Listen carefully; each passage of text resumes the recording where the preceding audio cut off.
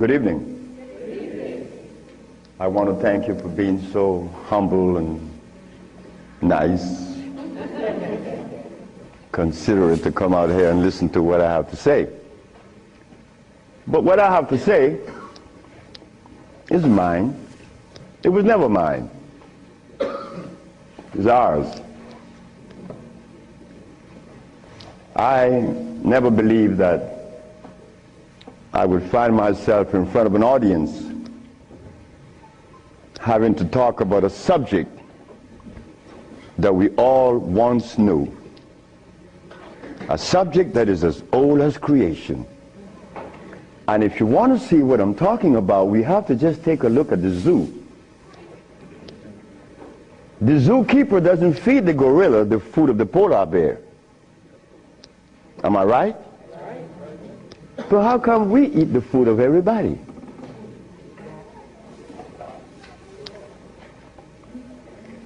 We'll begin this lecture by letting you know, first of all, I'm your brother. No more, no less than you. I can't be smarter than you. That's impossible. We have the same amount of brain cells. So how was I privileged to be navigated to this information? I don't know. I don't even question myself. I just like to live. As a little boy, I hated school. That is the truth. I didn't go to school. I didn't like school. I didn't like to comb my hair. I didn't like a whole lot of things. I didn't like money. I was 12 years of age. I was Seventh-day Adventist. Corby Brown. We left that afternoon from the church. It was the 13th Sabbath. I said, Kirby, how did you like the lecture? I didn't. I said, why you didn't, Kirby? Because they talk about Solomon. I want money. I said, Kirby, but when you have wisdom, you have everything. Well, I don't know what wisdom is now, nor then. But I knew that money was not my pursuit. Kirby said, I want money. We were 12 years of age, 1945. I'm 73 years of age now. In 1994, a young man by the name of Tom Flowers came to me and said, guess who is coming tomorrow? I said, who? Kirby Brown. I said, well, if I remember correctly, Kirby said when we were 12 that he wanted money. I hope he made millions of dollars. I don't have any millions. I don't even have $1,000. Which I don't. But that's okay. I live. I found that avenue, or it was shown to me how to live. Not to read books. Because everybody reads books. But yet, society is deteriorating more every day. Everybody reads books. The brother called the other day on the radio and said that he asked about corn, right? Corn? He read books. He said that the text, the Kemetic text showed him that corn is good. Well, he better examine his text, because corn was made by man. But anyway, Kirby said he wanted money. That was a Thursday. Tom Flowers said, Kirby is coming tomorrow. So I said, well, if Kirby didn't make his millions, I'm going to remind him that we're alive. We are alive. Kirby didn't arrive. Kirby would never arrive. They had to take axe to chop the hotel door down. Kirby died of a heart attack. Kirby weighed 390 pounds. Kirby wanted money. He became a cab driver in New York. I didn't want any money. I didn't want it then or now. Because it's not important in your life. It was never important in our lives. The Maya shows that. The Maya built pyramids. The Maya lived for millions of years in the jungles of Central America. No money. The Africans? How long did we live in Africa without money? Since creation. Now they tell us we need money to fight AIDS. Brothers and sisters, we are at a deficit, a tremendous deficit, a deficit that if we do not pay attention, I'm glad I did. I'm glad I did, because I remain that obedient boy that just lost his mama 4 days ago.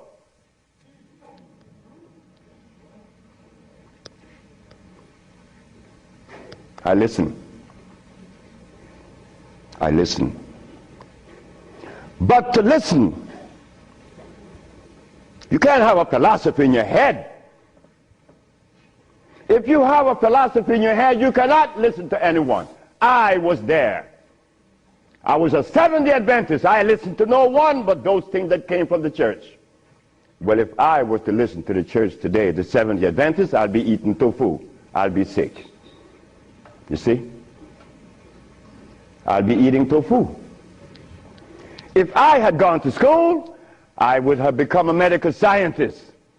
I wouldn't have been able to cure AIDS, because they do not. They don't cure AIDS. If I had listened to all of the philosophies of Europe, I would have never been able to find the answer to the cure of diseases. But today, I'm going to share with you the African wisdom, the African brain, the African genesis, the African resonance, something that was never taught to us in the schools. Well, why should we expect the school to teach us something that would enhance our growth and save our lives? Why should the school teach you that? When in history has there ever been examples to show that one race of people is indebted to another? That has never been. Then you tell me that the white man is a bigot. The white man was never a bigot. He was never a discriminator. The white man is a person that obeys the first law of nature. Self-preservation is the first law of nature. So the white man, whenever he proceeds to preserve his race, and we sit back and say he's a bigot, it's only because we have lost it and we don't even know how to get ourselves out of this mess. I'm one of them. I'm you standing here. But one day it was to be that your brother would be shown something that would change the profile of things. I left my country, where I was born then. In 1953 to New Orleans, I became a merchant seaman. I was 20 years of age. As a merchant seaman, I became an engineer 5 years later. I'm a steam engineer. Don't ask me how I did that, because that's going to baffle you, because I've never been to school, and I don't read books. I don't read books now, nobody's book. I'm not even going to read my own.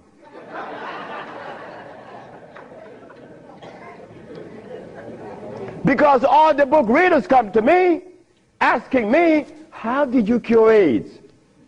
But that's like asking the gorilla, hey man, how come you keep yourself healthy without a hospital?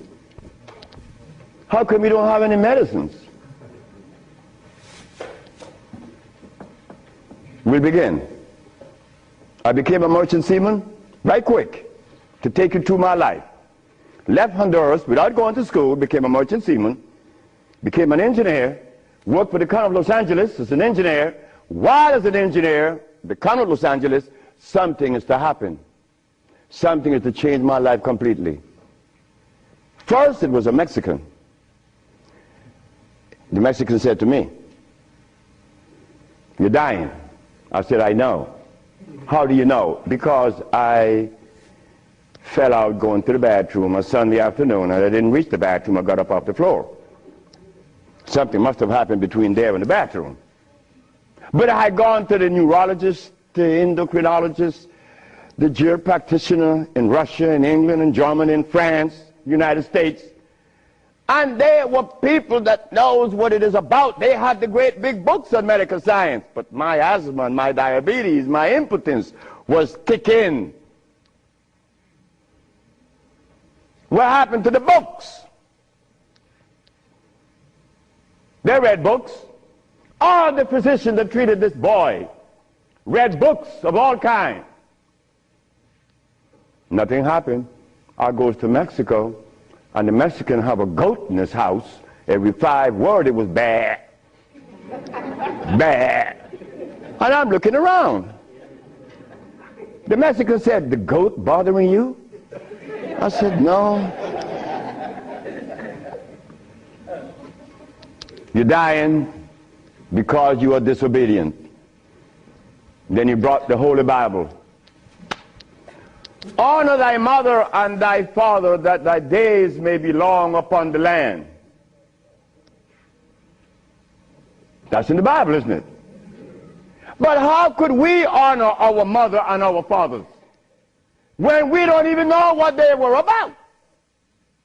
You don't tell that to an elephant, to honor his mother, because when he's born, he follows his mother and watch what his mother eats.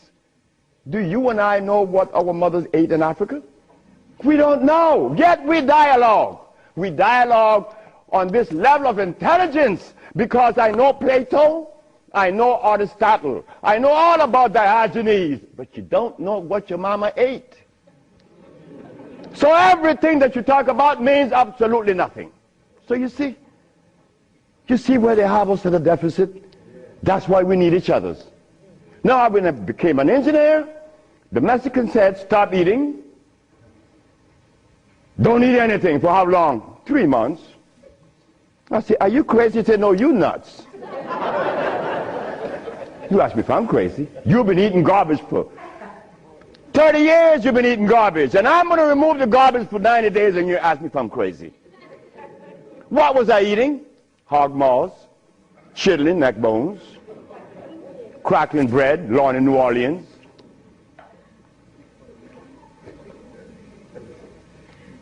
Eggs, because the grown-ups told me when my penis wasn't getting hard, eat eggs, drink raw eggs.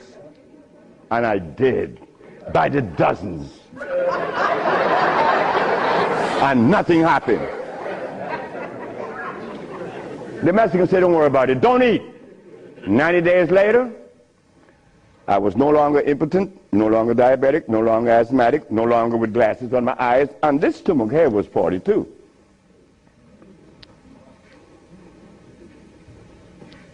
What happened to the science that the physicians were using, medical science? It didn't work, isn't it? But it worked with me. The herbs work with me. This Bible says,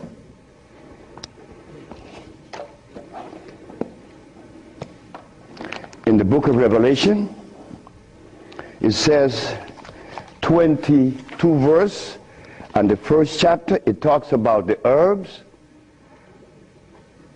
for medicine. Am I right? Well, ladies and gentlemen, what could have happened to us that when my brother, who's a preacher for 30 years, was sick, and instead of going to God's medicine, he went to the physician to get a chemical in his arm. My brother died 21 years ago. I'm not a preacher. I would never be a preacher. I told that to my mother. She wanted me to be the preacher. I said, no, no, no, no, no, no. That would be the last thing that I would consider. She said, "Why?" I said, "Because I want to live truth. Even if it kills me, I'm going to live truth." And truth is, the Bible says that the herbs are for the healing of the nations. But the preacher, when he gets sick, he go get a chemical. What is the message he's sending to God? Come on, just be fruitful. Let us be truthful today. If never again in our life, let us be that today. Why do we go to see the doctor to give us a chemical when the Bible says the herbs are for the healing? Why do we go? Well, you're going to soon find out. That's what affected me then and probably affecting me now to a great degree. More than I would ever realize. Because remember, I want to go to the blackboard.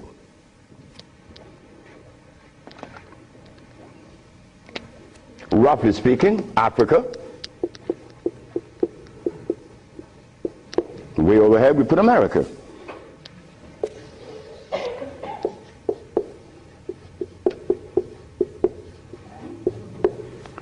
They are 4,500 miles. What happened between here and here? A lot happened. You see, when we were here, without the mathematics, without the ABC, without the sciences, when we were here, we had something to our advantage that we no longer have here. We are blind here. Here we weren't. We were seeing. Why? Because God provided us with everything we needed here. And none of it was comfrey or rice and beans. There were no tofu. There were no soy there. There were no cows. And there were no hogs, no chicken. There were no flour. Those things didn't come from Africa. You see, rice and beans and flour and cheese and meat and the starch that you eat, they all came from right here, from a laboratory.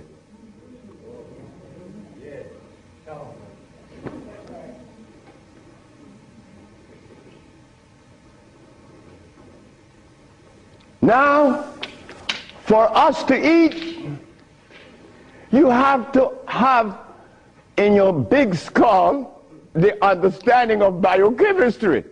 But when we were here, we didn't have to know anything about biochemistry. Why? Because God doesn't make poisons. You see, God doesn't make carrots. Well, let me put it here. Stop the garbage.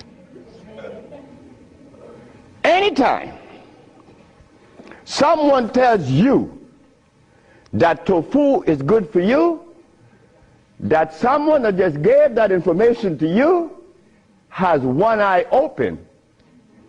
But he's confident that when he tells you to eat carrots and you drink it, you have both closed.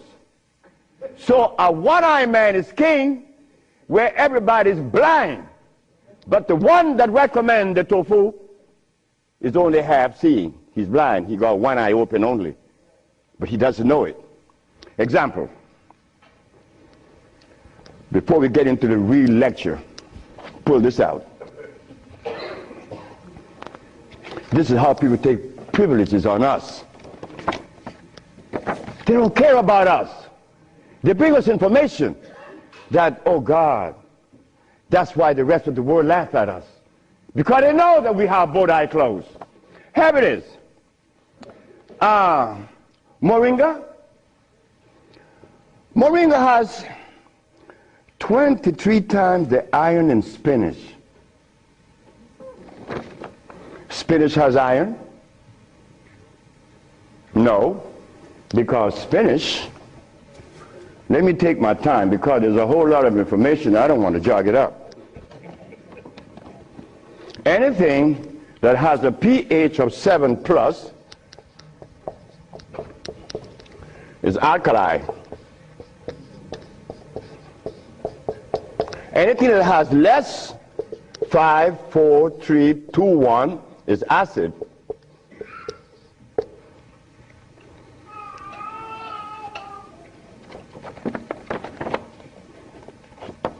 Spinach.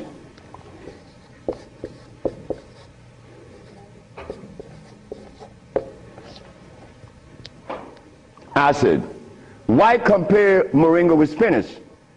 When spinach has a starch base, it has no iron.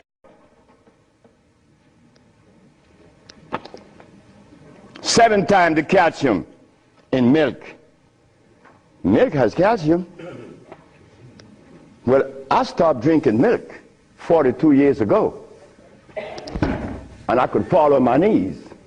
You drink milk with moringa, because they said to mix it with milk and some pages hair, you're not going to fall on your knees at 73. You're going to leave your knees down there. 11 times vitamin A that you find in carrots. Carrots has vitamin A. Carrots belongs on the acid side of life.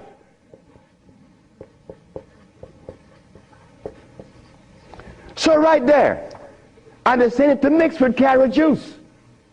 Why would they do that? Then up here, they talk about the Ayurvedic system of medicine. Recommends moringa. The Ayurvedic is Indian. The Ayurvedic system of medicine recommends cow milk.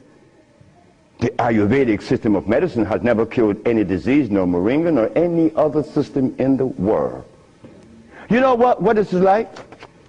When Steven Seagal tells me to come to his house because he had a headache for 5 years.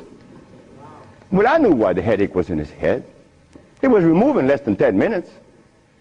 He had the bottle and said, "This bottle is powerful." I said, "Yeah, powerful, huh?" He said, "Yeah, the headache is gone." You know, he's the Dalai Lama, right? He wanted me to go to Kathmandu. Kathmandu? I'm going to go to Kathmandu. To do what? Talk to lamas. Lamas for what? What am I going to talk to lamas for? They couldn't cure your headache that you had for 5 years. The lamas need to come and see me, not me, the lama. But since we were compromised, we left all our food in Africa. You and I don't even know what we ate in Africa. So don't even go there. But we have the opportunity because one of your brothers happened not to go to school and look outside of the paradigm of school and found something altogether different. And what did I find? That anything that God made is on the alkali side. Why? The molecular structure is complete. It was made by nature, not man. Anything that God made has no starch. That's another thing. Anything that nature makes has no starch. Anything that man made has to have starch, because starch is a binder. To titrate two unequal chemicals, you have to use a starch. Starch is not a food. Starch is a chemical. And what have we been eating since they took us away from Africa? Starch and blood.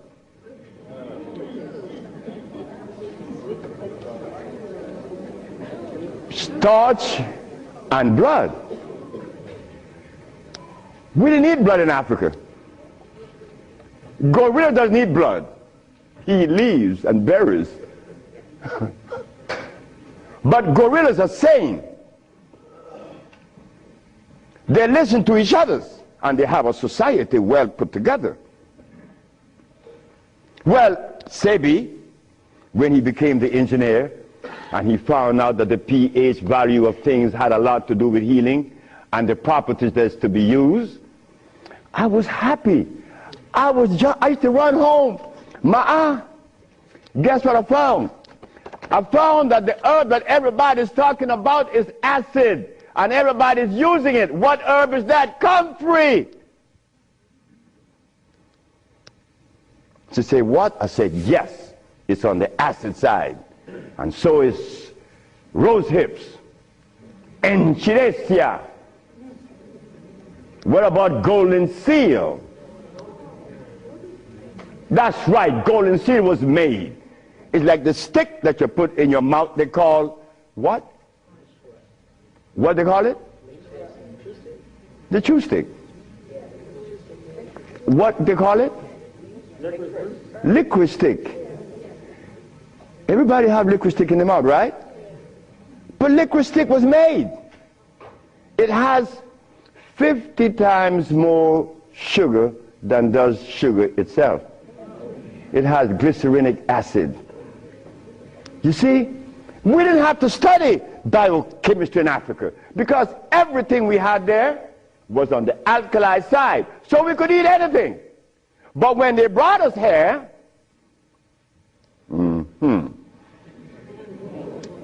put some clothes on now. And after they put the clothes on you, come here, boy. You got to get in front of this classroom. You have to learn this ABC stuff. But hold it now. Gorillas doesn't take their cubs to be trained by polar bears. Gorillas train her own cubs. The gorilla way. But no. You and I, our parents couldn't do better. They had to take us to the school because they wanted to save us, protect us, because that's mother. Mother doesn't want child to suffer. So mother was shown that if child didn't go to school, they'd be illiterate, and the society is made up where you must go to school if you want to buy a Mercedes. But in our society, school, what you mean by school? We don't have such animal. We build things. And those who've been to school can't even build the pyramids today. Not in Honduras, not to mention the pyramids in Mexico. They're 4 times the size of the pyramids in Egypt. Oh, yes. I know Ben joking and didn't talk about that. But that's okay. Because he need help like I need help. We all need help. So the school that we thought was going to be so equitable, so useful, has become a deterrent. Because those that have been to school doesn't cure anything. How did I learn and I didn't go to school? Easy. We baby-aged kids. We don't die. Right? We do it. I'm not wiser than you. I may be more mischievous than you. I know that because I do some mischievousness that you would not believe. But anyway, as an engineer, I went to work one night and I began to test herbs. And I begin to see that all the herbs that you guys are using are acid, every single last one of them, except for burdock, yellow dock. They're natural herbs. And the other one, which is the red clover, that's a natural herb. They're alkali. They're very good. So I begin by compounding herbs from all over the world. And lo and behold, a blind man was killed named Mr. Fredericks. Then the Japanese, Fred Takashita's wife was killed of endometriosis. She had a baby. She was never supposed to have a baby. It's a white lady from Utah. My boss brought his daughter and his brother with ulcers. They were cured. The boss came to me one afternoon and said, "So you're going to leave me?" I said, "Yep." He said, "You're going to leave me? On your resume, you said that you didn't go to school. And the only reason why I hired you is that I was curious to find out how could a man have an engineer license, never been to school. I wanted you to fail. But instead, you did something that is extraordinary. Are all black people like you?" I say, "Brett Howell," his name is Brett Howell. "Are all black people like me?" I say, "I'm the dumbest." "Yes, they're all like me and more powerful than me." "But how come they're not doing what you're doing? You killed the blind man. You killed my daughter of ulcers. Could they do that?" I said, "They could do it better than me. But why are they doing it? Because they're afraid of you. I'm not afraid of God. I'm not afraid of the devil. I'm not afraid of anything, especially you. Because I don't live in fear."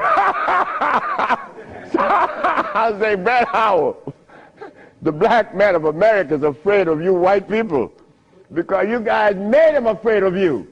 And you should not feel good about that. It's not about me hating white people, loving black or hating black. It's about understanding.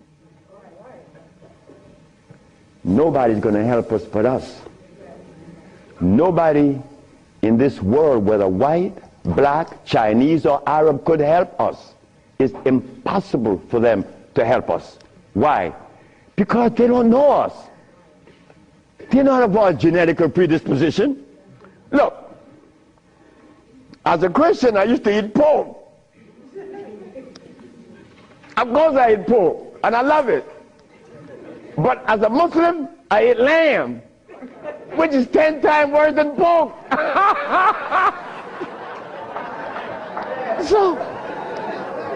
So what do I do? Who do I turn to? So after I quit my job, the boss said, wait just a minute, because I think you're crazy. You're leaving your job as a steam engineer in 1980, when herbs in 1980, I'm making $2,900 a month. I'm going to leave my job with 10 years seniority to come after some herb that you didn't like. Why did I do this? I had to do it. It wasn't that I could see that far. I can't see beyond my nose. Talk about years ahead. But I had to quit my job. And I had to question myself, why am I doing this? But I did. And 1980, the boss is looking at TV, 1987, on the 10th day of February, and he see CNN, Alfredo Bowman, a.k.a. Dr. Sebi, is arrested for practicing medicine without a license, selling product not approved by the FDA, and claiming to cure AIDS and other diseases, which is a fraudulent claim. The boss saw that. The boss' wife is in the bathroom because he told me the story himself. He called her out, come and see the man that's arrested. If he says he cure AIDS, I know he cure AIDS, because Bret Howard knew that I would never compromise myself to a lie. When I talk, I know what I said is the truth, but I also know that in America, you could also be dead right.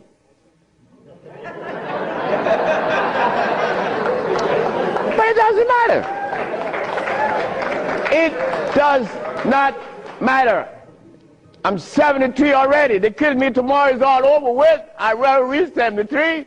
My brother, who was a preacher, he only got to 50. But I stuck with you, the black woman. That was my success. You, the black woman. I always kept my eyes on you. Nobody else, not the maid, because I'm one. We don't do nothing.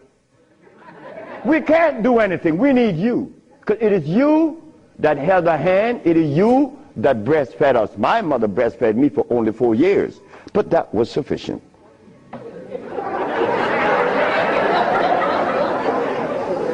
In 1962, two statements was made in a barbershop. 1640 Claiborne Avenue, New Orleans, Louisiana. Timothy Barbershop. Tim Barbershop. Ernest Moriel walked in there when he was a lawyer. And every time Ernest came in the barbershop, we used to jump on Moriel.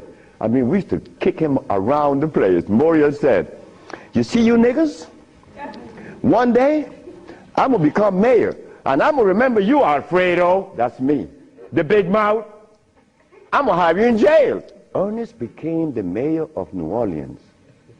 I was in Los Angeles, and the most hurting thing in my life was when I heard that Moriel had passed with asthma, a disease that I used to suffer with, that I was cured of in Mexico, and that I have addressed so many times.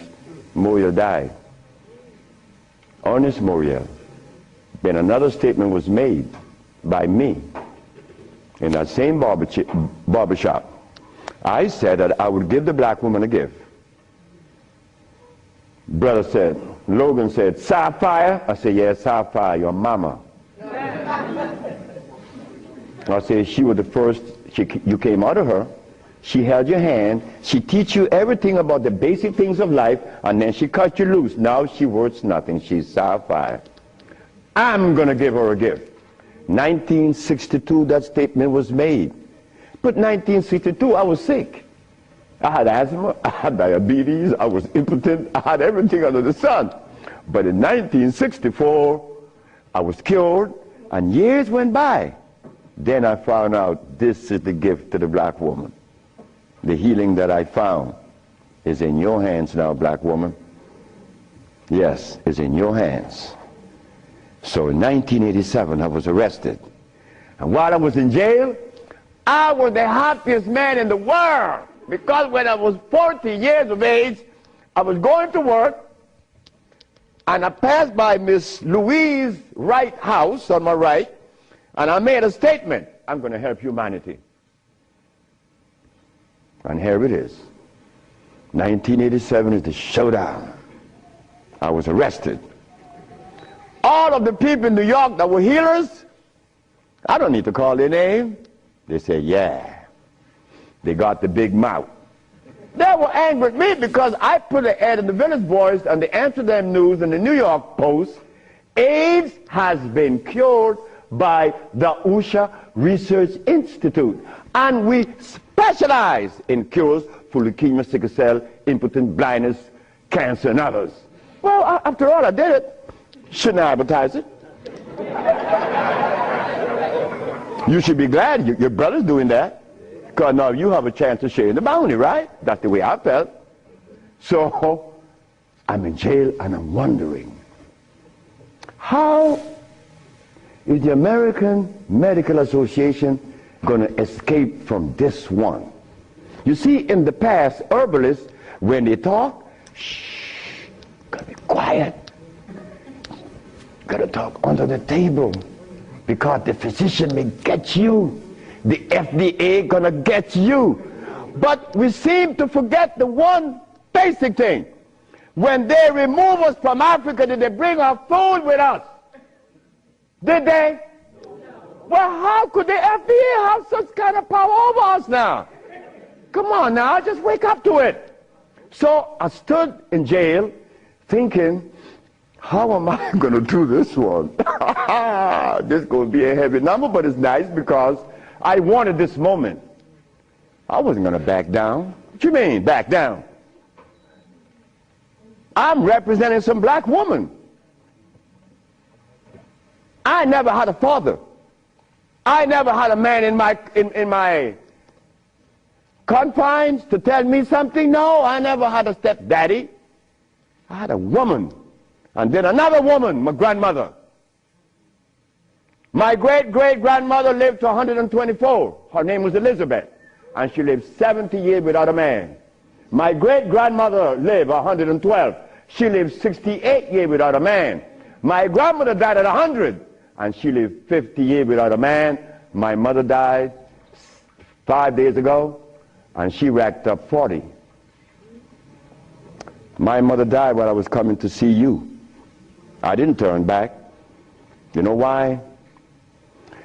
The relationship with me and my mother was one of love. And she would have never wanted me to be there.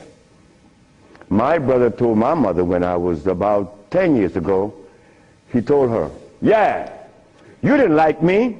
You didn't give me any love. You didn't give Fred any love either. That's me. So my mother said, what you say? You gave all your love to the pastor, not to Fred and me. My mother said, like, Fred, are you in on that? I said, ma'am, this boy was talking garbage. See, he told me he's serious. I'm never serious. I don't know what it is to be serious. I hear men talk about seriousness. Well, I don't know what you do with that. But my mama said, raise your hand up and open your fingers. Which finger would you elect to take off of your hand? I said, none. She said, thank you. My mother turned to my brother and said, you said that I didn't give Fred any love. Fred, you wanted my love? I said, nope. Didn't want it. I didn't need it. Because my mother knew if my mother ever interfered in my life, I would be upset. I was in the streets by the river all the time. My mother all mother knows the child that need her love, her attention. But she love all. But she knows the one that need the attention. I didn't want my mother attention. And she knew it. But my brother said that she didn't give him any. But the boy went to the 3rd grade. He owns a fishing fleet, he owns an ice factory, and he owns that she didn't give him any. But the boy went to the 3rd grade. He owns a fishing fleet, he owns an ice factory, and he owns a fleet of planes. And he said that his mother didn't give him love. You see how we could easily make mistakes? Okay. Mother is mother and will always be mothers. The greatest gender on the planet. So while I'm going to court now, and I'm standing, the judge said, get the man out of jail, and I went to his chambers. Judge Shorter said, young man, you mind if I ask you a question? I said, no, sir. Why did you advertise that you cure AIDS? Well, sir, my mother's alive, Africa exists, and my face, and I would never offend any of the 3. That's why I advertise that I cure AIDS. He turned to the woman at the desk and said to her, ask her, did you investigate this man before you arrest him? She said, no. Her name was Phyllis Spay from the Attorney General office in New York. She said, no. You didn't investigate this man before you arrest him? This man, the response he gave me, he cured AIDS.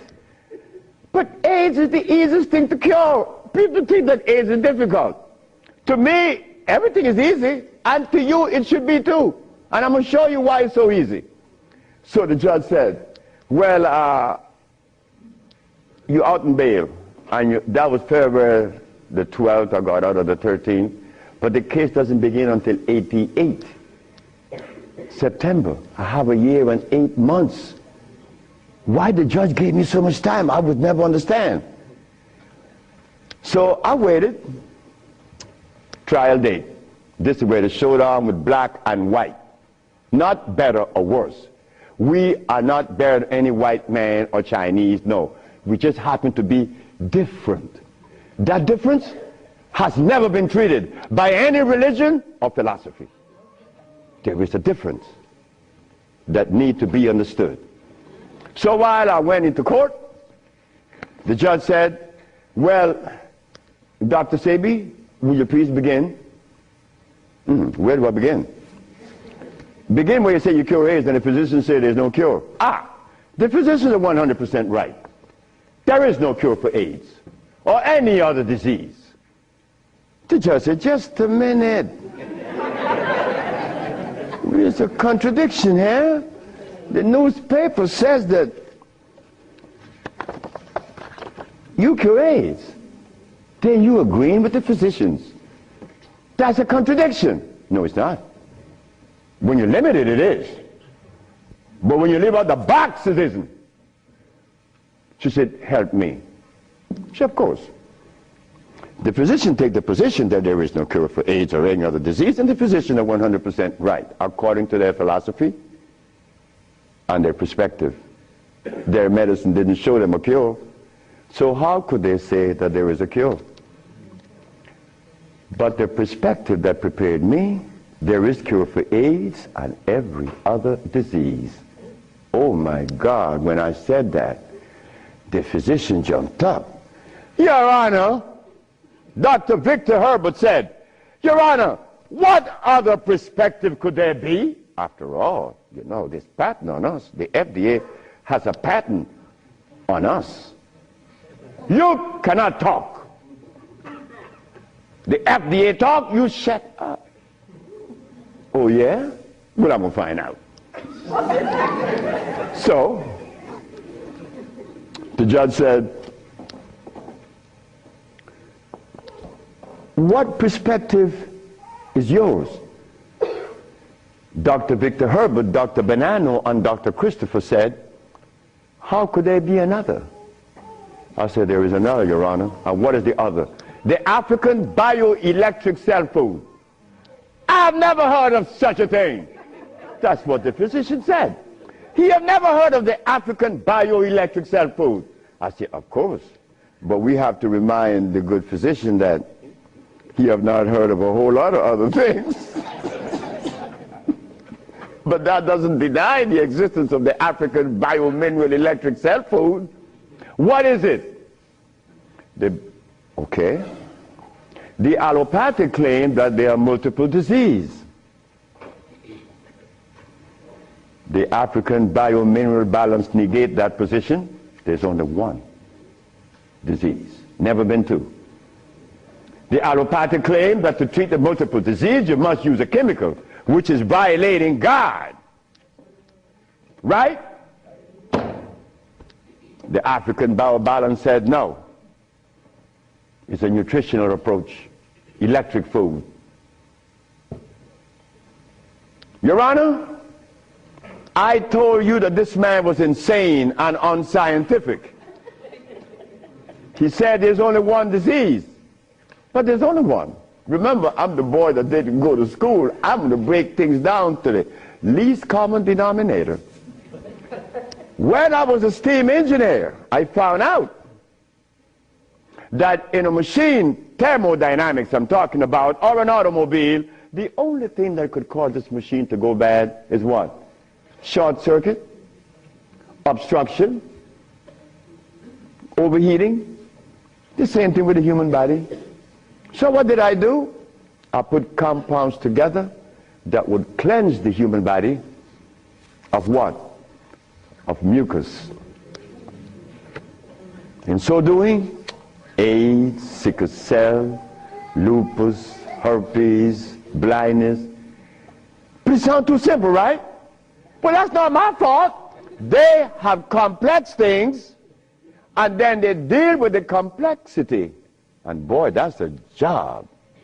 But with us, on our journey from Africa to America, it was easy because the slave master had a ship and brought us over.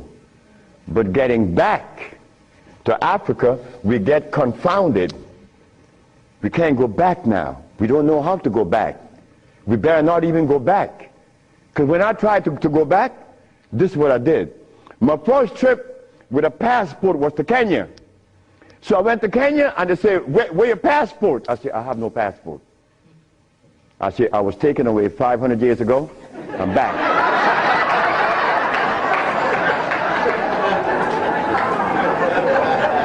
When I left, I didn't have any passport. So why are you asking for a passport now? Is a passport African? Put him one side.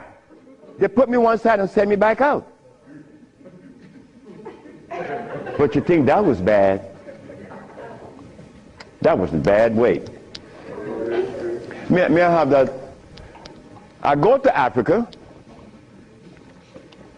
I go with my wife and I said, well, boy, I'm happy. Girl, we're going to liberate Africa. We're going to do something for mother country. I go and I saw Dr. Parinyatwa in Zimbabwe. I said, Dr. Parinyatwa, I think your problems are over with. Not only Zimbabwe, all of Africa. Here is Hospital Vicente di Antoni, is an Italian hospital. Department of Blood and Laboratories. Oswald Zavala, HIV positive on the 25th of November of 1993. 17th of January of 1994, HIV negative. This boy named Alfeo Lagos, this from the Red Cross, the Honduran Red Cross. It says here that this boy, it doesn't show any date of which he contracted AIDS. Why? Because he was born with AIDS. But down here it says he's negative on the 19th day of January of 1995. Another one.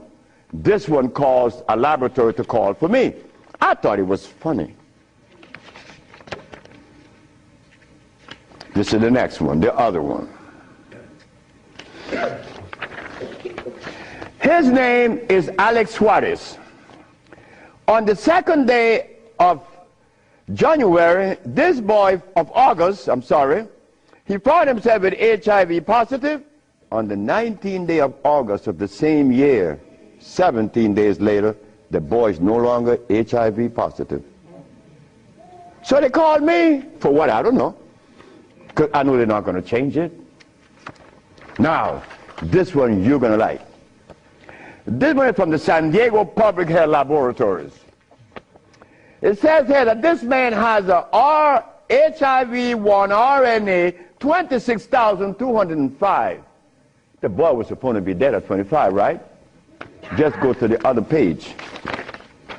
6 months later, he's less than 400. He was killed at 15. So anybody want to read it? Because I could be lying, because that's the way we think. But here it is. No, that's possible. I could be lying. Here, young lady. So, curing AIDS, brother and sister, look, that's the easiest thing for niggas to do. We could do more than that. Curing AIDS, to them is big thing. To us, it's nothing. You understand? But now, here is where this little culprit comes in. Where did I put it? The blood, no, no good. Here it is.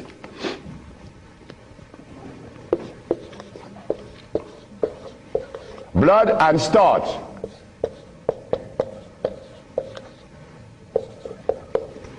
Blood and starch. Blood and starch is going to prevent you from doing what the ants does for each other. Ants, when it's getting ready to rain, you know what they do? All the black ants, they begin to do what?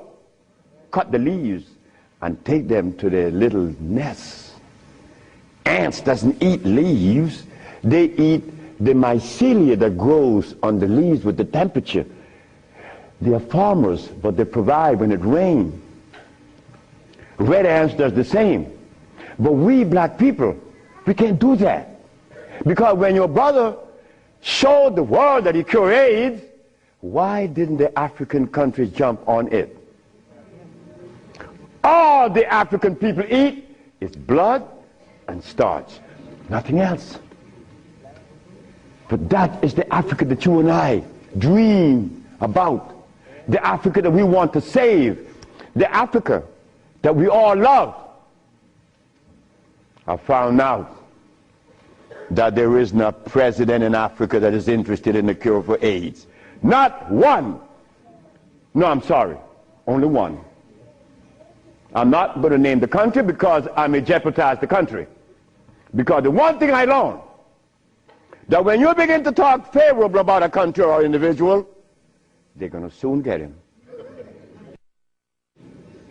That is a fact.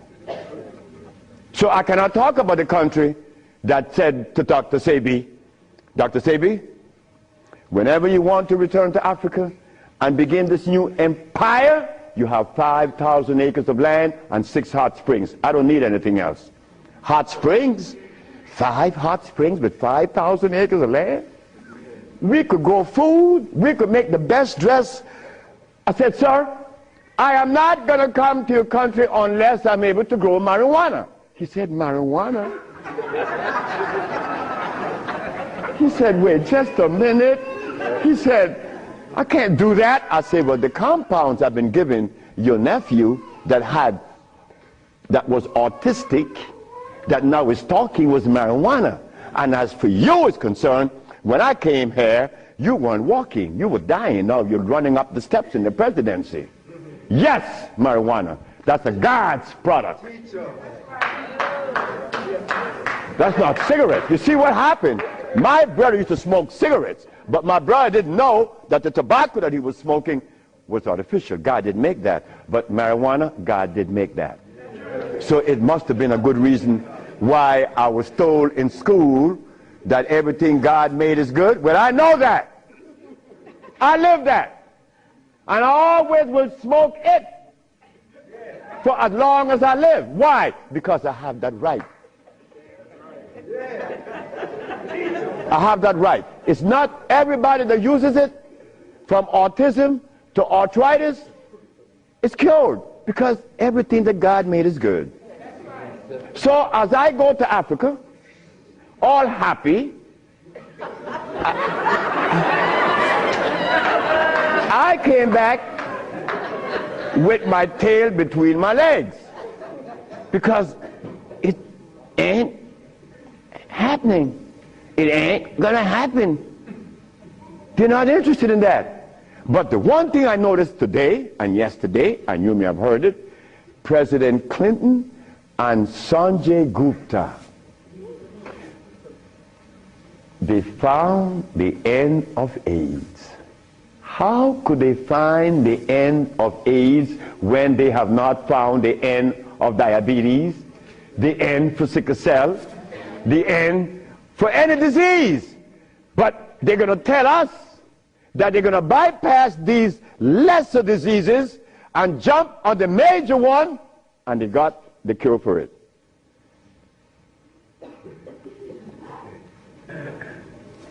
I got documents to substantiate that I cure AIDS, right?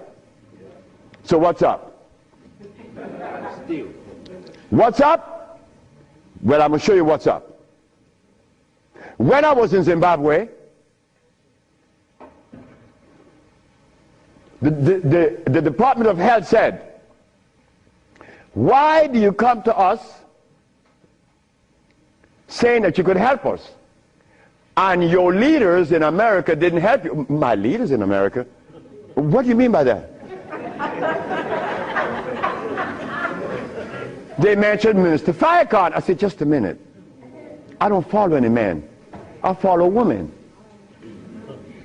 And I don't follow sick people. Because if I follow sick people, then I got to be sicker. I go to Brazil. They say, why don't you, if your leaders didn't help you, why should we? I say, my leaders, again, they brought these leaders in front of me. And they mentioned something like Al Sharpton and Jesse Jackson. I say, oh God. I say, why you all ask me about these people? I never knew of Jesse Jackson or Al Sharpton or Oprah Winfrey promoting something that is equitable and good for the black community. That's never been.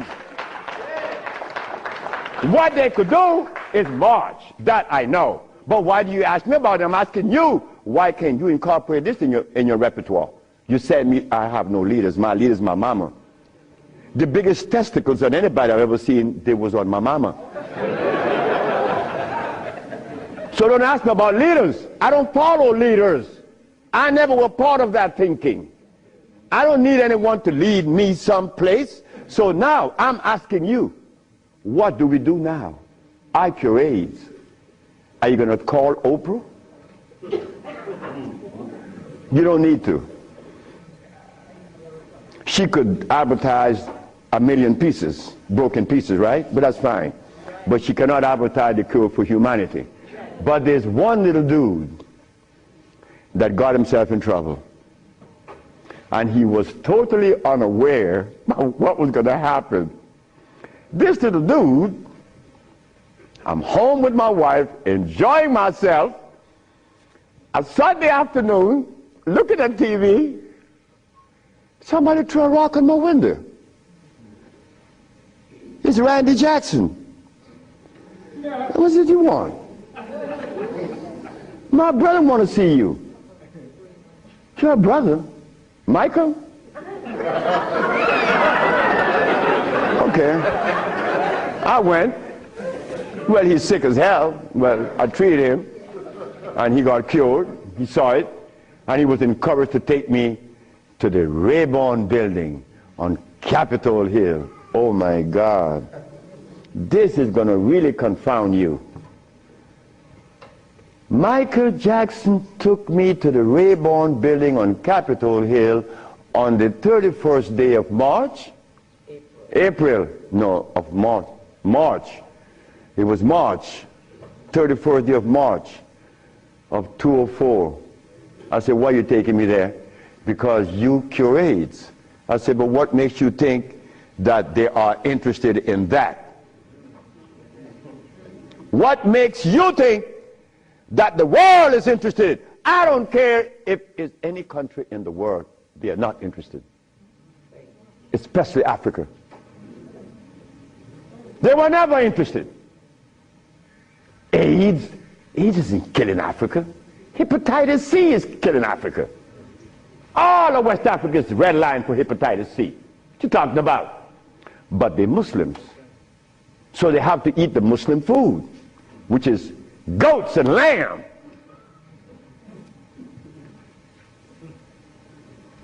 Go tell them that the Arabs pay food, which is goats and lamb.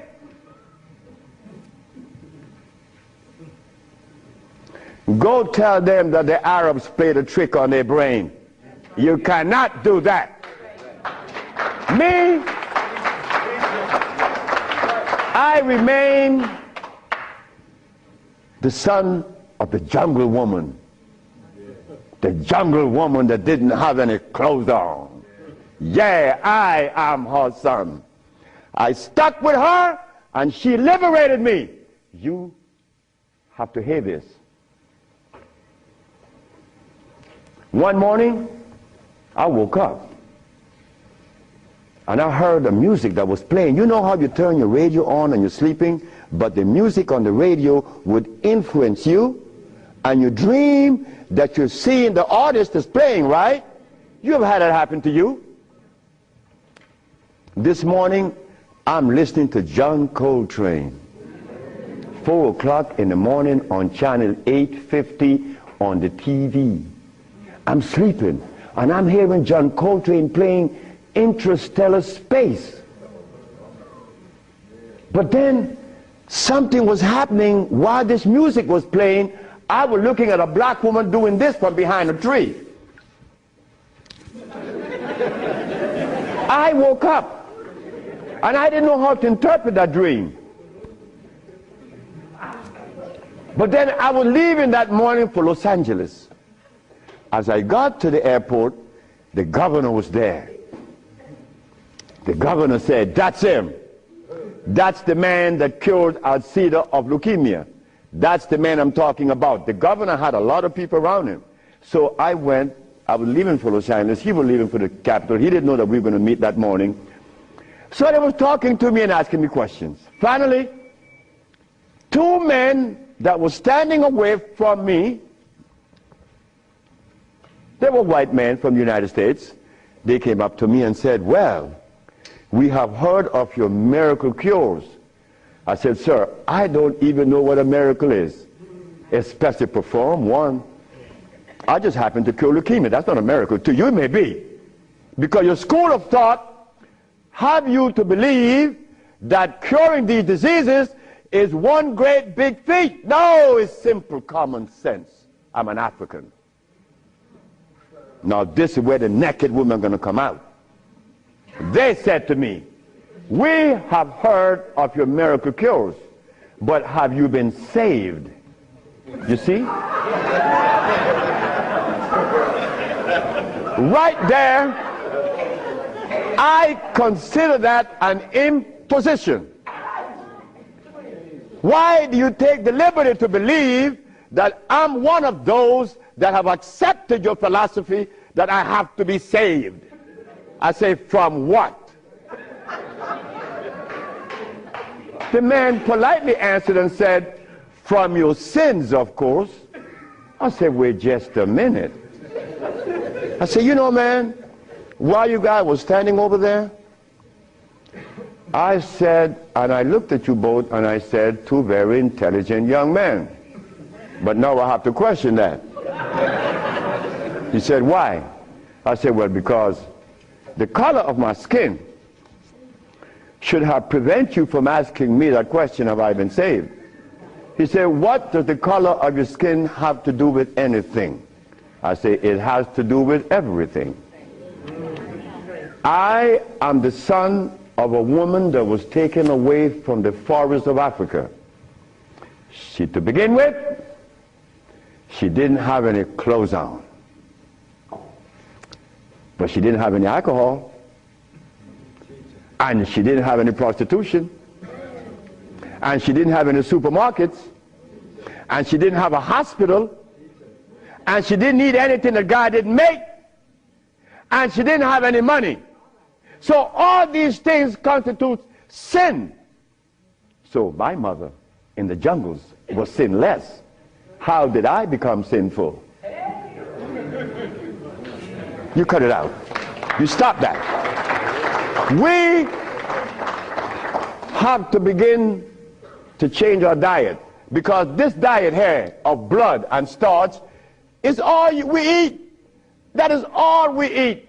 And then with this diet of blood and starch, which confounds the hormonal structure, we have the nerve to tell each other, brother, you were wrong. I'm wrong? I mean, where did you get that from, I'm wrong? You've been eating blood and starch, and you're going to tell me I'm wrong. No. We got to stop it. Because the blood and starch is why I couldn't penetrate Africa. So, you forgot, right? I'm in the Rayborn building. Who is present? Sheila Jackson Lee from Texas, right? John Conyers, Illinois. Or Detroit? Jesse Jackson Jr. from the House of Appropriation. Our most beloved President Bush. No, we have to give him credit. And no African government ever given me the privilege to practice herbology. Bush did. Bush appropriated $5 billion to fight AIDS in Africa, right? And the African government didn't appropriate one dime. They didn't want their brother to do it for free. So Bush stands out way above there. Bush gave $5 billion, and Jesse Jackson Jr. is there. So when I go to the podium and I say, fellas, y'all don't have to look for the cure of AIDS anymore. Here it is. Jesse Jackson Jr. did this.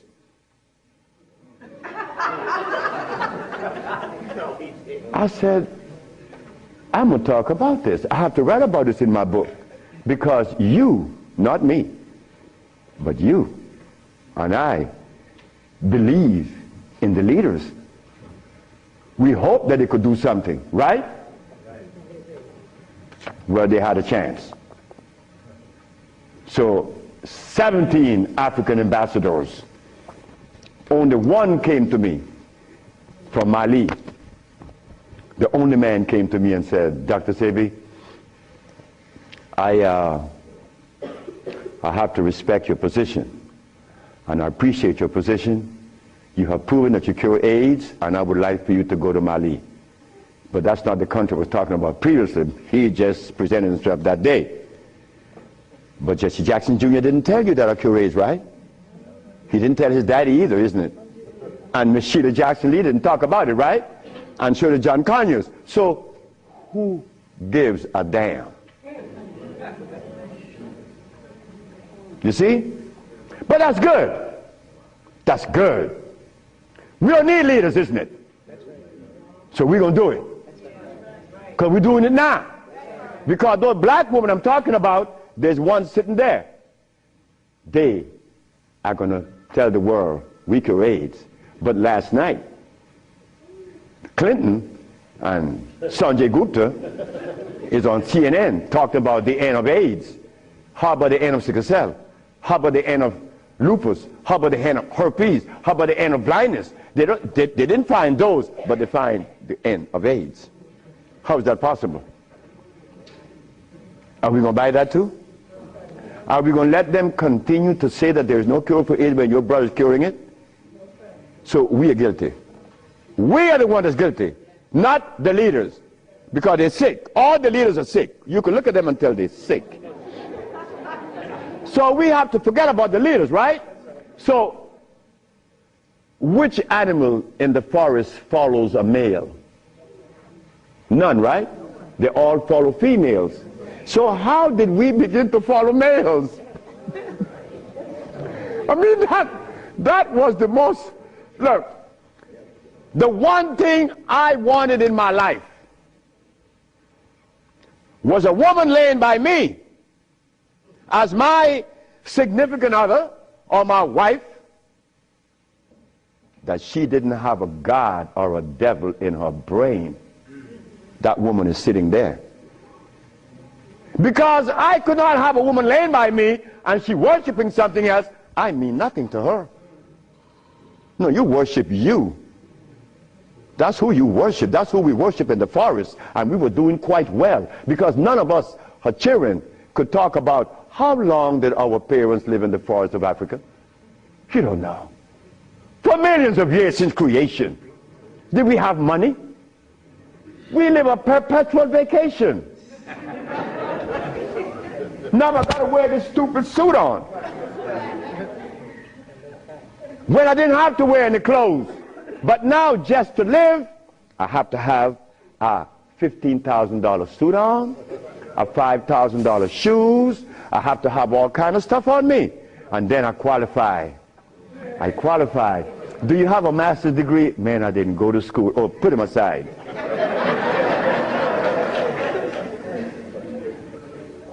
So in essence, there's no one on this planet that is interested in the cure for any disease. None of the leaders, none of those who are talking, they are not interested. It was simple. It was understanding that is alkalinity that cures, not acidity. And any healer that comes to you with these things, like adding carrots, like moringa, it says here, one of the things that I are careful with, it says here, if you add carrot juice with it, it's going to help you. But just a minute, carrot was made by some dude in Holland. It's very acid. So this moringa knows that you have both eyes closed, so I could sell you anything. We don't want that anymore. We don't want to tell stories anymore. We don't want to protect the stories anymore. But you see what happened? When you have been healing or call yourself a healer for 20 or 30 years using comfrey and rose hips and recommending tofu, and someone comes on the set and says that you may not be quite right, man, you get off there. You begin to get crazy. You begin to go crazy in that person because you have invested 30 years and people know you, and now you can't turn back and say, I was wrong. Well, I was wrong. And it was one little lady, 94 years of age, named Mrs. Holloman. I was along with the rest of the healers. I was reading these books by Jethro Kloss, Alma Hutchins, Indian Herbology of North America, Myers, Christopher, also this other named Shooks. And they all have calcium in it, so I had to believe that, right? And I went to Mrs. Holloman. I said, Mrs. Holloman, you got to drink carrot juice. She said, sit down, boy. I think you're crazy. I think you're out of your mind. I'm 94 years of age. I don't wear glasses. I don't need you to come and tell me to drink carrot juice because I know that carrot is a poison. I was in Rattan, the island of Rattan, and a woman was listening to me talk, and she asked me, what is the best breakfast in the morning? I said, I don't know. She said, a glass of hot water. I know she was right. The sister was right. So in essence, all of the hoopla about AIDS was just noise. We've been curing AIDS since 1984. Why didn't you know about it? The media didn't let you hear it, right? Jesse Jackson Jr. didn't talk about it, right? Well, I think in the book I have to mention his name because this is what's happening. They're lying to us. And we have to stop it. We have the cure for every disease in the world. We, the black race, is responsible. Not the white, not the Chinese, not the Arab. The Arab need help. They need help now. All Arabs need help. Because there's no way in the world where you find the highest incidence of eye problem like Arabia. Because they eat lamb. But could you go and tell an Arab to stop eating his lamb? It's like going to tell someone that uses cocaine, stop. Then you're crazy. Like going to Africa and tell a Maasai, hey Maasai, You only live 47 years, man, and you're going to die because you're eating raw blood and starch. He's going to chop your head off. And he should. Then we go to Guinea, and my wife came to me running. She said, the young man in there with his wife, he's 19. And she's complaining he's impotent. At 19, she said, yes. My wife came with it. What happened? We asked the boy, what does he eat? He eats cassava. Cassava?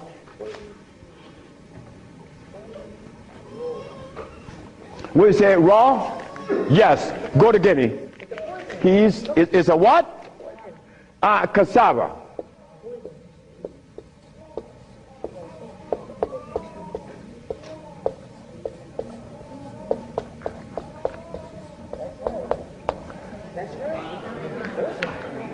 I want you to go to any African country and tell them, no, just ask them, please, why do you eat cassava? Oh, this is African. This is from history. Hey, African, I know you've been bamboozled too, because cassava is not a product of nature, nor of Africa. Cassava is a starch that needs the aid of a man to grow it. Cassava cannot grow by itself, and it has cyanide. But the cyanide has already affected the brain. He cannot think for himself. It's like talking to a Haitian or a Brazilian. In fact, the only country that I have ever visited that have people dark like me, but nobody in Brazil is black. Brazil.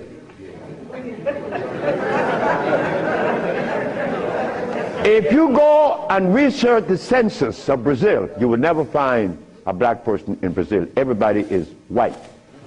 That is how much they have offended us, that we hate the very image that God made. Something is wrong. Something got to be wrong. Me,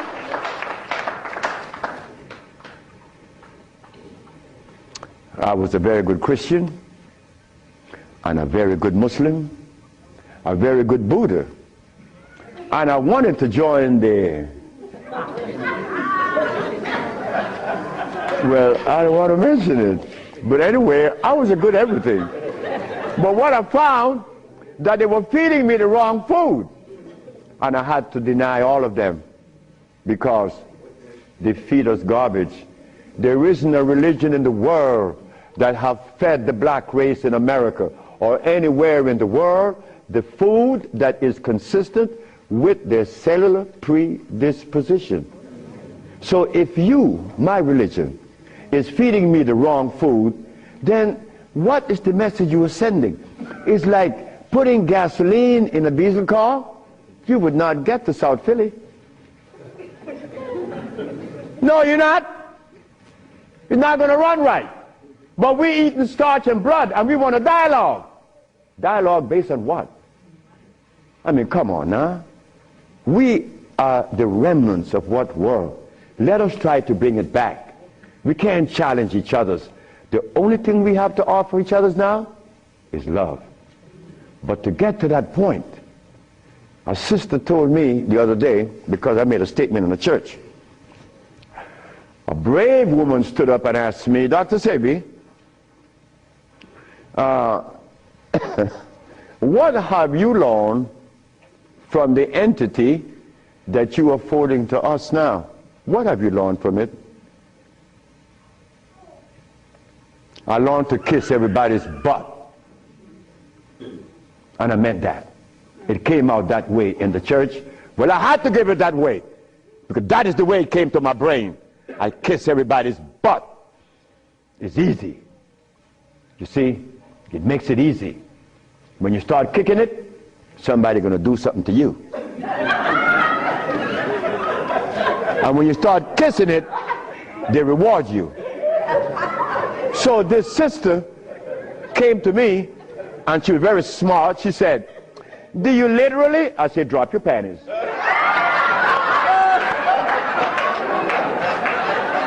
Well,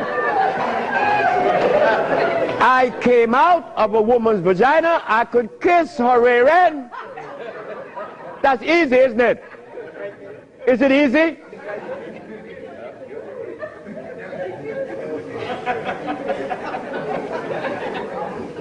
See, I have no what you all call shame. I don't know what that is. I'm not serious, I'm not ashamed, I'm not a man, I'm a male. Beyond. See, I have no what you all call shame. I don't know what that is. I'm not serious, I'm not ashamed, I'm not a man, I'm a male. Beyond that, I don't know. You guys are men, I'm a male, I stay there. It's easy. So brothers and sisters, look, the deal is this. We have the cure for AIDS. Now you're going to get a chance to ask questions. So ladies and gentlemen, I want you to ask whatever question comes to your brain. Feel free to ask. I mean, please, don't you hesitate. Don't you feel that you have to restrict yourself. I know Brother Adis is here. He may ask a few. I'm glad to see the brother, you know. Brother Adis is a brother I've been knowing for years. Stand up, brother. When I saw the brother the other day, I was very encouraged because the brother looks good. Yes, sir. I appreciate the brother. The brother looks good. The brother, I remember him and Sultan and Kwasi in New York. I would hope that Kwasi would come. And a bunch of other brothers. It was a bunch of us brothers. We were in love. New York was, look, we were in love. There was a love that we used to share that was so nice, so warm. But none of us, or all of us, understood that we couldn't follow anybody. Because if you start following one, you have to dislike the other group. But I'm a black man, I have to love everybody. I have to love Muslims, I have to love Buddhists, I have to love Christians. So if I have to love everybody, then I'm going to make it easy. I ain't joining nobody. Because I have to love everybody anyway. So it makes it easy. So now we go to the question. The sister and then you, another, yes. Good afternoon. Good afternoon. Is it necessary to circumcise the male child? Again, sit down. The sister asked, is it necessary to circumcise the boy, the male child? Well, who started that? Europeans. Who? My last little girl was born. I said, I told her mother, if this child is born and I'm not here, you will not cut the navel string. Okay? You understand? Listen to me now, Fanny. You will not cut this baby navel string. Okay. And I'm going to tell you how to do it. When the baby's born, you put the baby on your chest and let the baby suck your breast. The placenta is going to come right out. You put the placenta in a bowl and put some flowers on it. Keep the navel string attached to the baby until the placenta. 4 days later, it falls off the baby. You throw away everything. No cutting, no stress. No, it isn't necessary to circumcise, because I was never circumcised. It was you. Next. I've been treated by you before and was very successful with it. But I'm a backslider and I want to know, what is the cure for AIDS so I can get back on track? She said that I treated her before and that she was cured, but something happened. I don't know. She wanted to get back on track. And the next question about how do I cure AIDS? Well, I have a daughter now that's 21, and she's the key to beautiful things. She's the daughter of this woman. Her mother hated me, and with all rights. The woman was right. Oh God, she was right. I have 2 wives in the same house, and this woman is in love with me. Oh God, this nigga is crazy. He's a Solomon. Nigga, look, you are a jive, MF. Her mother cursed me out. She cursed me out, and I'm standing looking at Miss Margaret, and I could see the hurt in her eyes, because this woman is in love with this man that already have 2 wives in the same house. Boy, what do I do? And I find myself in this triangle here and don't know how I got in it. But years went by. No, she got a baby, she got pregnant, they kick her out of the house. But that's okay. She had the baby little girl, Zave. Zave grew up. Zave was 19. She cured her mother, her grandmother, of diabetes. The little girl that this woman didn't want to come into the world grew up to cure her of diabetes. Last month I got a notice from the mother that Zave just cured a woman in New York of AIDS. How do we cure AIDS? It's simple.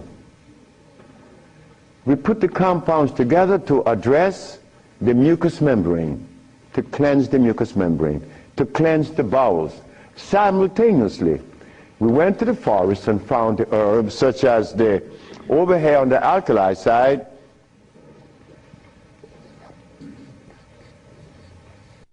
sarsaparilla is an herb that has the highest concentrate of iron. Fluorine, iron. Guaco, that is a plant that has, I thought I had a stick with me because I'm always chewing on it. This is guaco. Guaco is a plant that would definitely strengthen the immune system because it is iron again. But it has potassium iodide, no, potassium phosphate, not iodide. Iodide comes from the ocean. Kankansa, that's an African plant. Kankansa is an African plant. This plant has one of the highest concentrate of what? Potassium phosphate. Those are just few of the plants. We use about 40 some odd plants to cleanse the body, strengthen the immune system, and electrify the system, because you want to electrify the body. That's how simple we cure AIDS. We cure AIDS. We don't treat AIDS. This thing here says that Moringa said, and they keep repeating it, that they uses it with the belief that it's going to cure. They think, oh no, we got to stop talking like that. We cure. That's how we got to start talking. If you don't cure, get out of the way. Because you're lying to people. Next question. The brother. Peace and blessing. I'm really enjoying your lecture, and my question is, when you see a client, what's your thought process?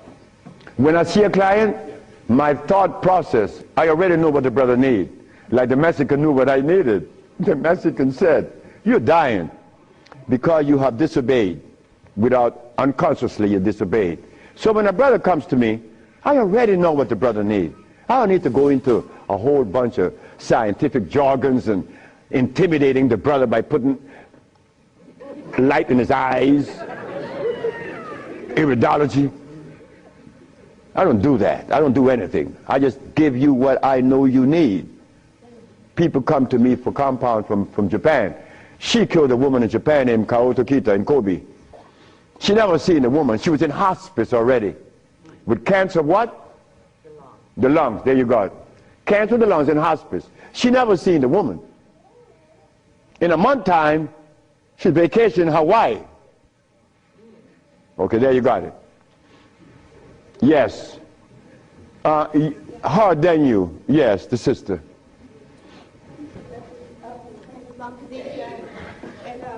I have a sister who she was diagnosed with Alzheimer's, and she's been in my care for 2 years. I do have her on a fresh food diet, all organic foods, all raw foods, and I'm seeing a big improvement. But I feel as though she needs some other things. And what else can I do to help her? Alzheimer's. She has Alzheimer's, yes, sir. Okay, Alzheimer's. That's a brain problem, right? Remember what I said? There's only one disease? Okay. When you have mucus in the nasal passage, it is sinusitis. When you have mucus in the bronchial tubes, it's bronchitis. When you have mucus in the lungs, it's pneumonia. But now you have mucus where? For you to have Alzheimer's, where is the mucus? So we have to remove the mucus from out of the system, especially the brain, but then we have to feed the brain. That's where biochemistry comes into play. the brain. Like if the sister was suffering with rickets, that's bones, right? So we have to address calcium. If she had leukemia, it would be blood, that's iron. But now she has Alzheimer's. She has mucus in the brain, which prevents the brain from receiving what? Oxygen. Now, what is the brain composed of? Copper and carbon. That is what produces electricity. Copper and carbon. It's simple. Copper and carbon produces electricity. You go to an electrical plant, and all you're going to see is a big wheel turning, and it's copper. But against the wheel are these carbon brushes, and the friction of the carbon and the copper produces the resonance they call electricity. Electricity is not fire, it is vibration. But when you short circuit it, it's become fire. So yes, we do have, but she must go to Honduras. What is her age approximately? What? Oh, she's young. She's young. She's very young. She could go to Honduras, and it would be fast. Why Honduras? Like sister went to Honduras with her husband, Linda, Richie, and her husband. She will see the improvement in days. Like the woman went down with a goiter. Like the brother went down there with his stiff leg, and in 3 days he was running up the hill. And he could not believe it. Like, this is where a name comes to mind. And I want you all to remember this, because this is a woman that we all love and we all respect. A brother was taken to Honduras, to the village. You see, the thermal waters in the village has a pH of 8.9. One of the highest attainable pH in waters is found in Honduras and in Africa. Thermal waters, that is. The little boy named Shelby, he has AIDS. He has Kaposi sarcoma. All the black spots on his body. The boy went to the thermal bath 1 day, 2 days, 3 days, 4 days. The boy came out of the bathroom screaming. The black spots were gone. His mother and my wife Ma'a were very close friends. Ma'a told Malakia, take Shelby to Honduras. On the 4th day, he's doing good. How long is Shelby going to stay there? 1 month. I said, 1 month, he's cured. On the 4th day, the sore disappeared, right? On the 10th day, he tell his mama, I want my passport. She said, for what? I want to go back to Los Angeles. Dr. Sebi says that you have to stay here a month. He said, bitch, did you hear me? That is what we, mothers and fathers, get from our children today because of those hamburgers. It wasn't Shelby's fault. It wasn't that child's fault. That child went back to Los Angeles and began to use crack and died about 2 months later. But Malakia is telling the sister that you all know very well about the incident. Present was Oprah Winfrey, and she said, she was telling the story to her aunt, which is Maya Angelou. Well, I'm nobody. I'm nobody anywhere in the world. I just happen to cure AIDS, but that means absolutely nothing. My son told me I messed up. I should have been a boxer in cracking people's jaws.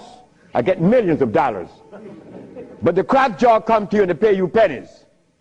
So you are nobody, daddy. In this world of today, curing AIDS or any disease means absolutely nothing. I am not a famous person. I'm insignificant. So Miss Oprah Winfrey said, well, if he's that good, how come I haven't heard of him? Well,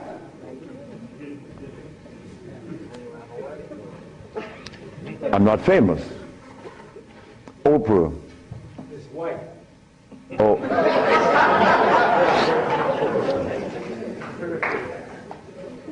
My book would be out in July. I know she's not going to advertise it, although she suffered embarrassment with 1 million broken pieces. But that's okay. We have to remember the blood and starch. So when you go home, you remember the blood and starch, because that prevents you from liking you, from loving yourself. Because I was there. I was there. Did I want to blow my brains out once? Yes, I did. Well, why was that? I was stressed. I was eating blood and starch. But when the Mexican came and said I was wrong, I listened. And here I am, 42 years later. Do you see the benefits of this? A Mexican came to rescue me, to rescue you. So we cannot. But wait, the other part of it is Africa.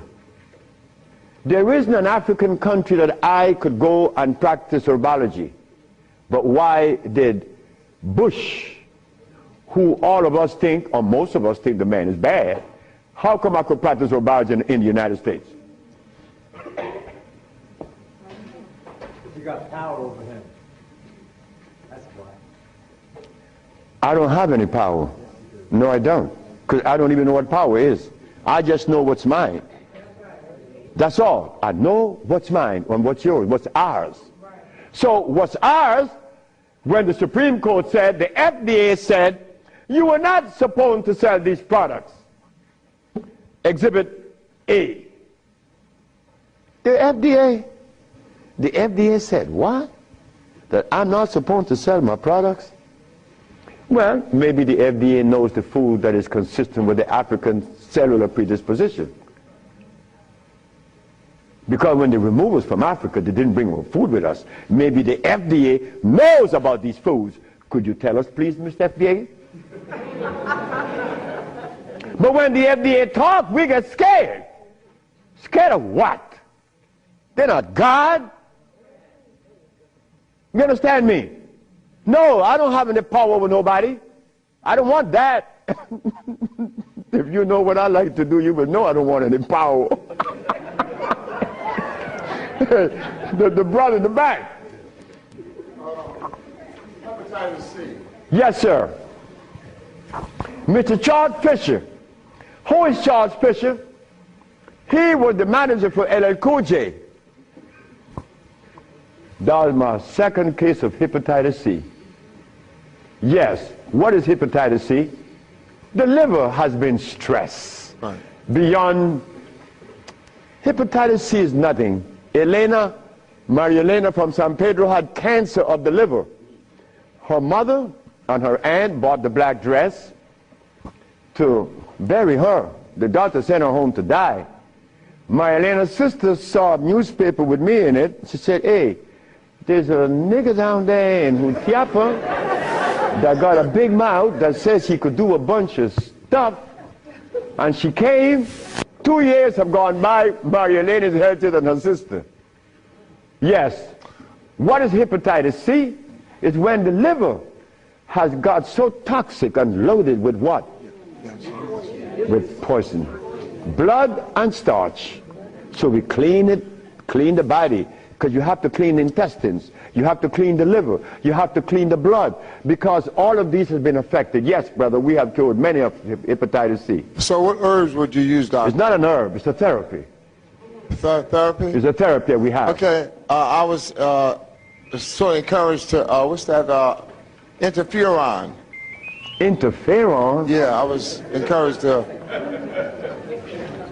be... Brother, interferon is something that's been on the set for 25 years, and I have been curing AIDS and sickle cell and lupus, herpes, blindness, and paralysis.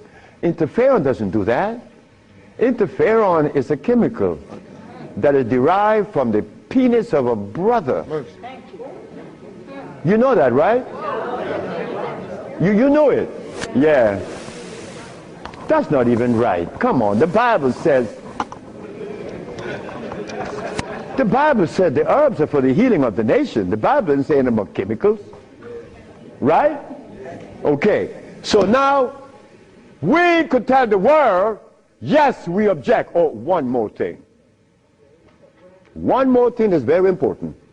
Many of you have insurance companies, right? Insurances. And on that sheet, it says that they do not honor anyone that isn't an accredited physician. Meaning that you are compelled to go to see a physician to give you his chemicals. But now, they are telling you that they're God. And that you have no other recourse. Well, let me tell you something. Yes, they have to honor us. Because we have the only compound in the world that is consistent with our cellular predisposition. Nobody else. Can you give us some foods that are alkaline? Food that are alkaline. We could begin with mushrooms. We could begin with mushrooms, quinoa, quinoa, quinoa, quinoa amaranth,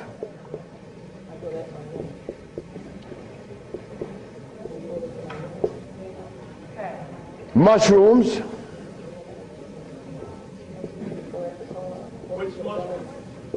portobello, crimini, also oyster mushrooms. Many people are of the opinion that oyster mushrooms or mushrooms are fungus. What is a fungus? A fungus is something that grows on you and eats things up. Mushrooms are the product of mycelia. This is a network that nourishes. I have cured many diseases, psychological problems, with the Stropharia cubensis. So let me tell you something. Mushrooms are very good. They're high in potassium. Yes. And then the next, wait.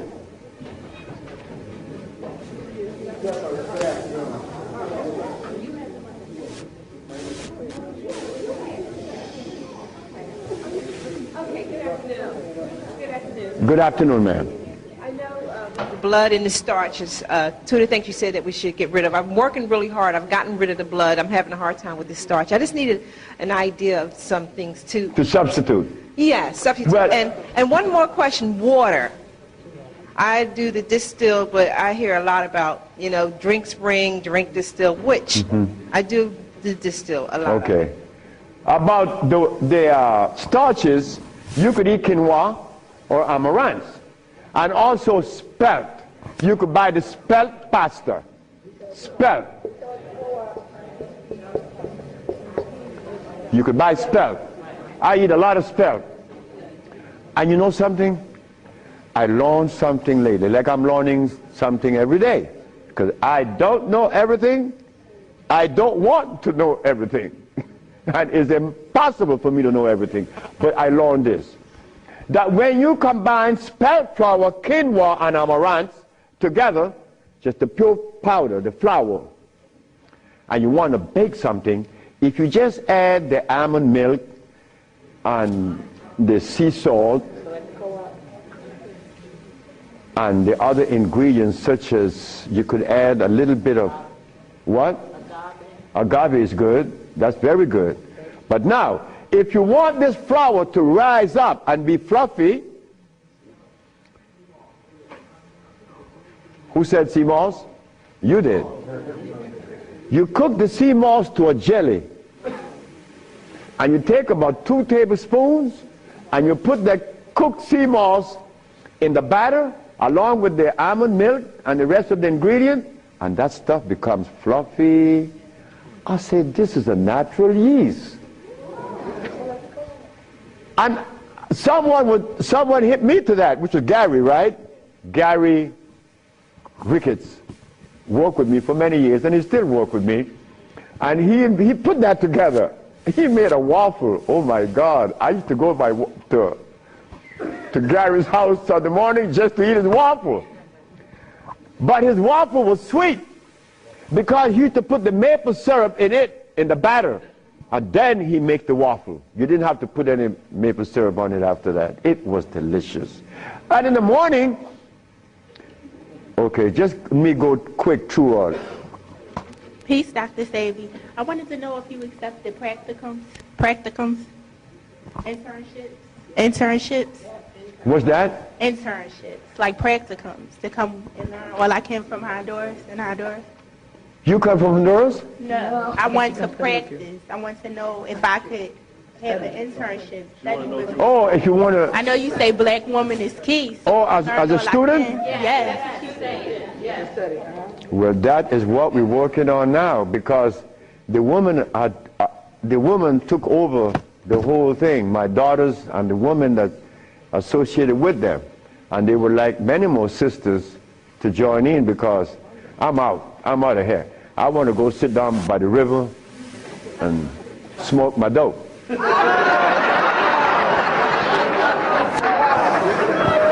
I get your information? What's that? Can I get your information? So wait, the sisters, give her your number, because she's the one that's in charge of that, and I'm quite sure that she's going to consider you. Okay. Wait, the brother is deciding. Hi. Thank you for coming. Yes. My name is Justine, and what I want to know is, how do you get rid of fear? How to get rid of fear? Yes, fear. Ha ha! There ain't a nigga in the world as scared as me. And you want me to tell you how to get rid of fear. But you know something about fear? Fear.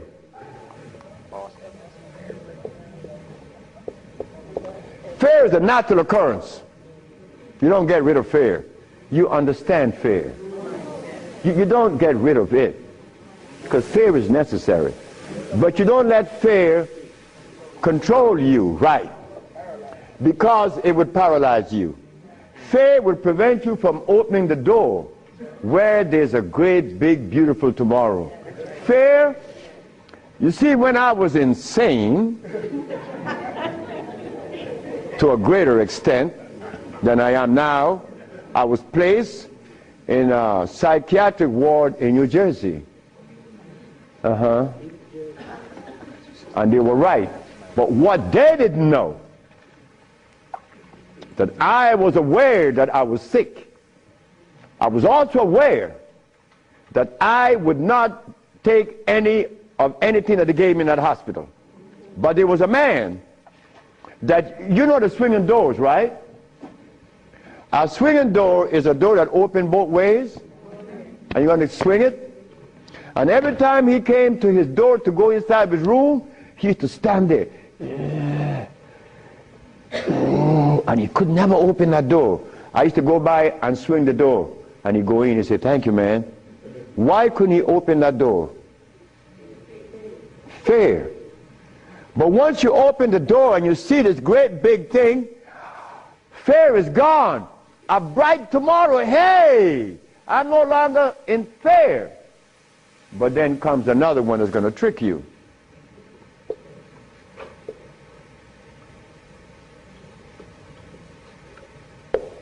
What that surety?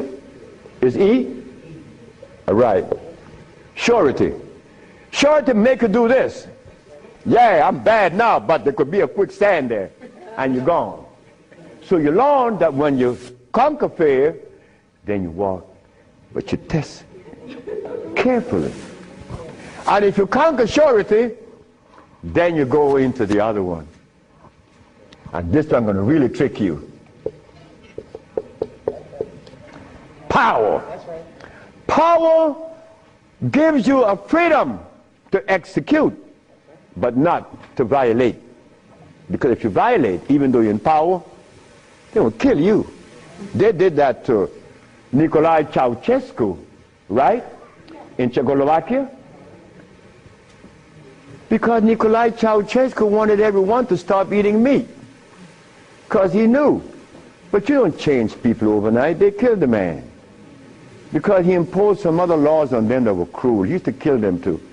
So power has to be understood, not to be misused. Then if you survive power, then you get the last one that's going to get you.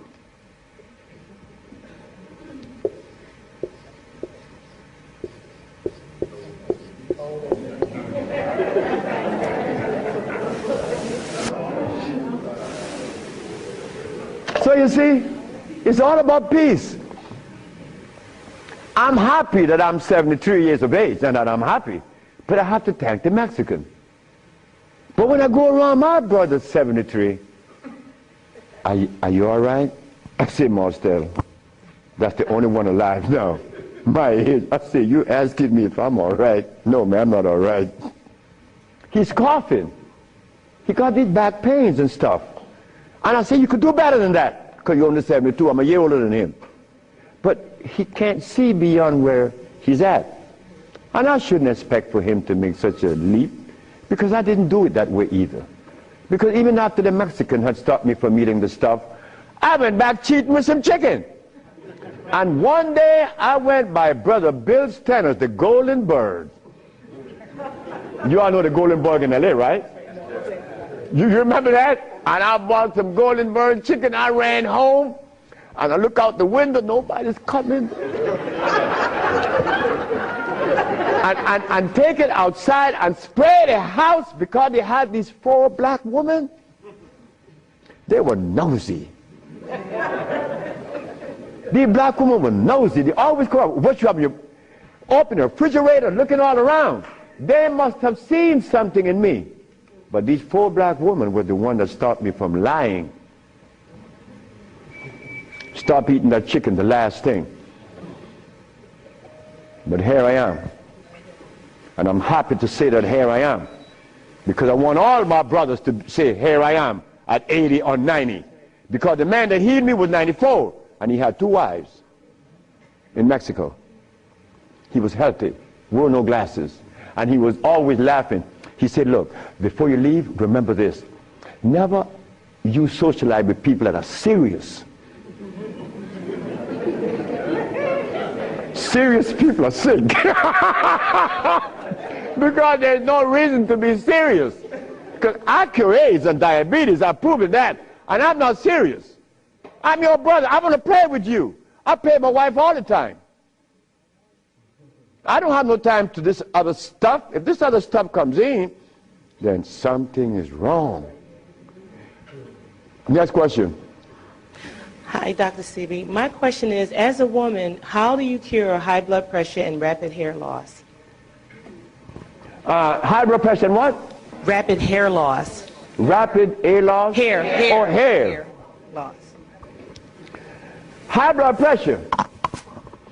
High blood pressure is easy. Just stop eating. Where we have the product to remove the pressure immediately.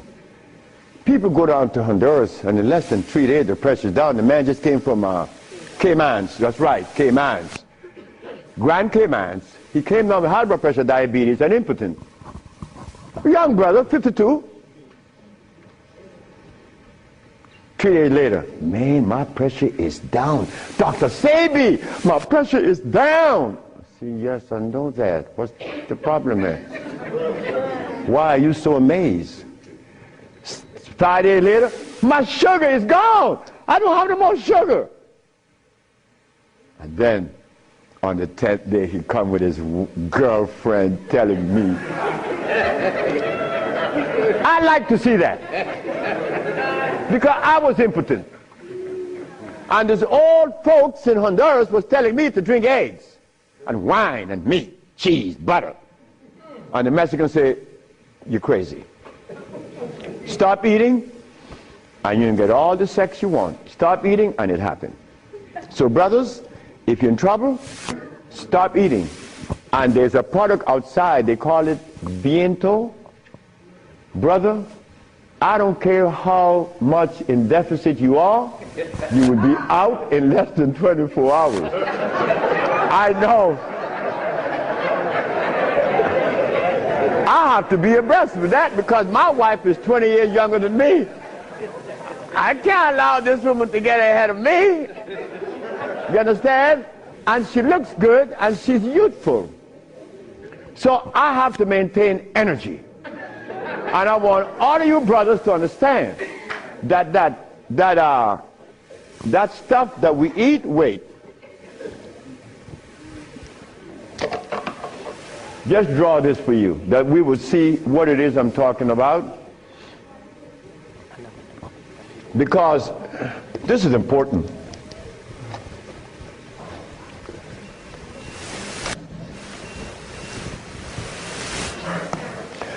I recorded a man from the age of 15.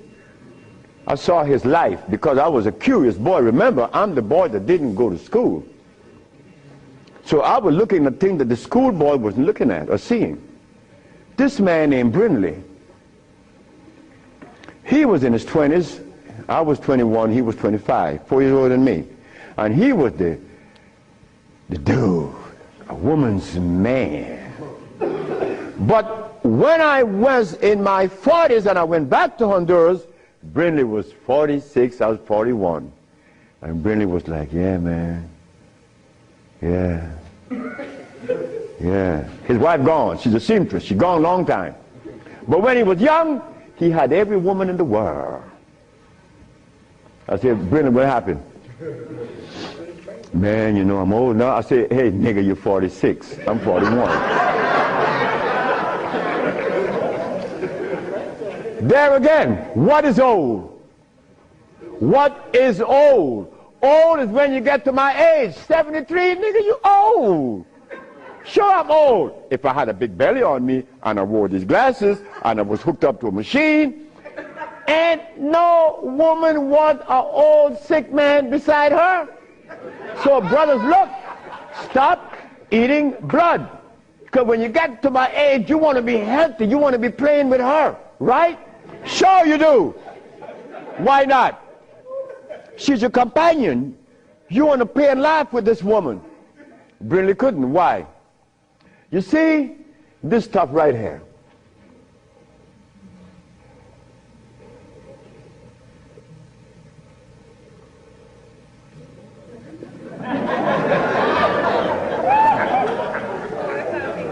This is what a man plays his manhoodness with.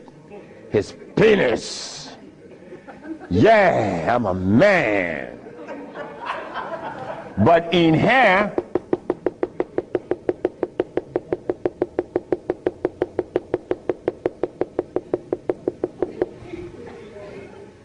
to keep this penis erected, these little orifices, they call veins and the rest, has to be opened for the blood to flow, or else